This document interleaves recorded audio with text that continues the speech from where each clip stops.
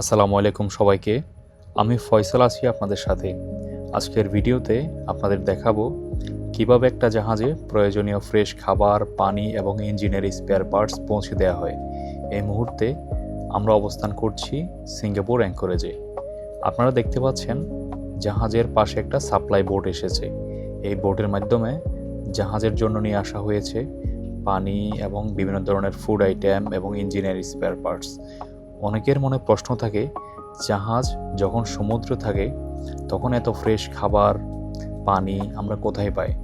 আসলে জাহাজে নিয়মিতভাবে প্রভিশন এবং ফ্রেশ ওয়াটার সাপ্লাই নেওয়া হয়। আর আজকে সেই পুরো প্রক্রিয়ার কিছু অংশ আপনারা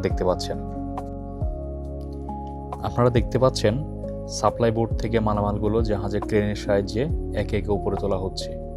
প্রথমে খাবার, পানি, এরপর খাবার আইটেমস এবং ইঞ্জিনের বিভিন্ন স্পেয়ার পার্টস। জাহাজে খাবারের বিষয়টি খুবই গুরুত্বপূর্ণ, কারণ আমরা দীর্ঘ সময় ধরে সমুদ্রে থাকি, তাই পর্যাপ্ত খাবার, প্রয়োজনীয় পানির ব্যবস্থা আগে নিশ্চিত করতে হয়। একইভাবে জাহাজে কোনো গুরুত্বপূর্ণ ইঞ্জিনের পার্টস প্রয়োজন হলে সেটাও একই ধরনের সাপ্লাই বোটের মাধ্যমে পৌঁছে দেওয়া হয়।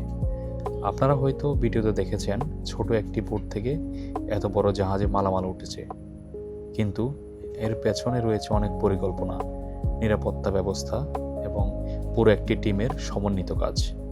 এটাই হলো সমুদ্রে থাকা একটা জাহাজে প্রয়োজনীয় খাবার, পানি এবং স্পেয়ার পার্টস পৌঁছে দেওয়ার বাস্তব চিত্র।